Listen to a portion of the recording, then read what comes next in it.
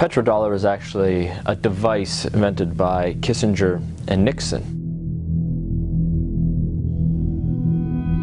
The standard of living of all Americans can be traced back to here, the vast oil-rich deserts of Saudi Arabia. In the early 70s, after the Arab crisis happened with the oil embargoes, OPEC basically tripled the price of oil to the Western world. And at that time, America realized that they were vulnerable because they were importing about 70% of all the oil they consumed.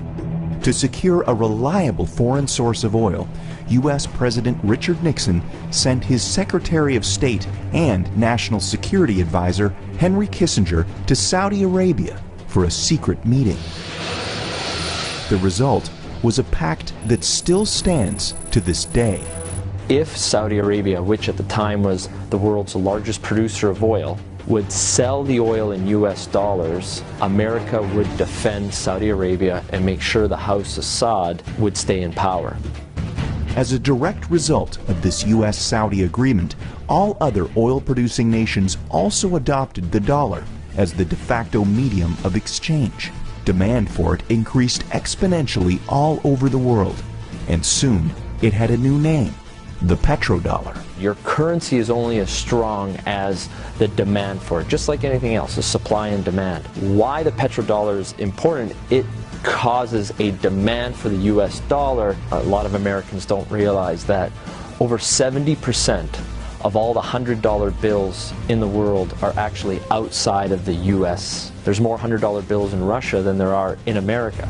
This stockpile of US dollars in countries around the world is because oil is bought and sold using the greenback.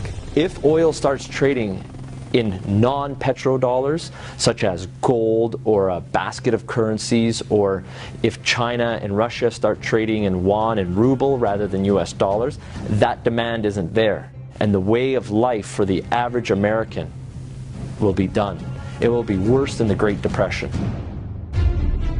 To date, anyone who's potentially threatened the status of the petrodollar hasn't fared well. Libyan strongman Muammar Gaddafi publicly pushed for a Pan-African gold-backed currency that he would trade for Libya's oil. He was killed during a US-backed revolution in 2011.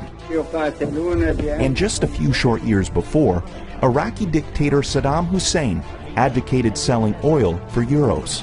At this hour, American and coalition forces are in the early stages of military operations to disarm Iraq. The U.S. invaded under the guise of looking for WMDs.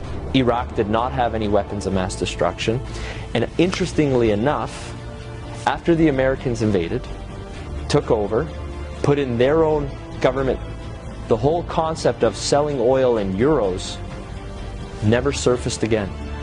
Today, many countries resent the current petrodollar system, and their leading spokesperson is none other than Russian President Vladimir Putin. Americans should be very worried about what Putin can do. There is a new Cold War going on. It is the Colder War. That is exactly what's going on. And who's in the center of this push? Vladimir Putin. And the petrodollar is so crucial to the Colder War. The only thing holding America right now at the top is the petrodollar. And let me make it very clear. If the petrodollar dies, so does America as a superpower.